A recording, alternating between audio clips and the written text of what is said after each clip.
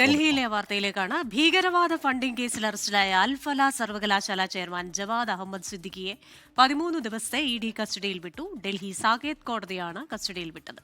ബൽറാം നെടുങ്ങാടി വിവരങ്ങൾ ചേരുന്നുണ്ട്. ബൽറാം, ഈ പറഞ്ഞ ഭീകരവാദ ഫണ്ടിംഗ് ഏതൊക്കെ രീതിയിൽ ഏതൊക്കെ വഴികളിൽ എന്ന അന്വേഷണം തന്നെയാണോ പ്രധാനമായും ഉണ്ടാവുക?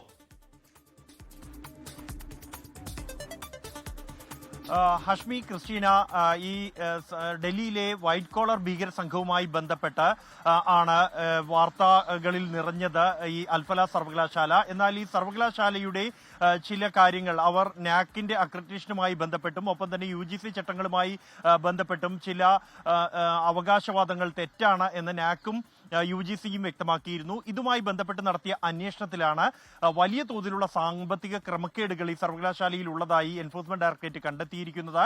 കഴിഞ്ഞ ദിവസം 25 ഇടങ്ങളിൽ ED റെയ്ഡ് നടത്തിയതിനെ തുടർന്നാണ് ഈ സർവകലാശാലയുടെ സ്ഥാപകനും ചെയർമാനും ആയ ജവാദ് അഹമ്മദ് സിദ്ദിഖി അറസ്റ്റിലാകുന്നത്. സർവകലാശാലയിലേക്കുള്ള പല ഫണ്ടിങ്ങും ഇയാളുടെ ബന്ധുക്കളുടെ പേരിലുള്ള ചില വ്യാജ കമ്പനികളുടെ അക്കൗണ്ടുകളിലേക്ക് മാറ്റിയതായി കണ്ടെത്തി. ഇതിൽ ഭീകരവാദ ഫണ്ടിംഗ് ഉൾപ്പെടെ ഉണ്ട് എന്ന് കണ്ടെത്തിയ പശ്ചാത്തലത്തിലാണ് ഇയാളെ ഇന്നലെ വൈകിട്ട് അറസ്റ്റ് ചെയ്യുകയും തുടർന്ന് 13 ദിവസത്തേക്ക് സാകേത് കോടതി ഇയാളെ EDയുടെ കസ്റ്റഡിയിൽ വിടുകയും ചെയ്തത്. ഈ ഫണ്ടിങ്ങുമായി ബന്ധപ്പെട്ട കൂടുതൽ അന്വേഷണം ചോദ്യം ചെയ്യലും ആവശ്യമാണ് എന്നാണ് ED വ്യക്തമാക്കുന്നത്. അതേസമയം ഈ ഡൽഹി സ്ഫോടനവുമായി ബന്ധപ്പെട്ട് കഴിഞ്ഞ ദിവസം പുറത്തുവന്ന ഈ ഉമർ നബിയുടെ ദൃശ്യങ്ങളുമായി ബന്ധപ്പെട്ടുള്ള കൂടുതൽ കാര്യങ്ങളും പുറത്തു വന്നിട്ടുണ്ട്. ഈ ദൃശ്യങ്ങൾ ചിത്രീകരിച്ചത് സ്ഫോടനം നടത്തുന്നതിന് ഏറെ ദിവസങ്ങൾ മുമ്പാണ് എന്നാണ് വ്യക്തമായിരിക്കുന്നത്.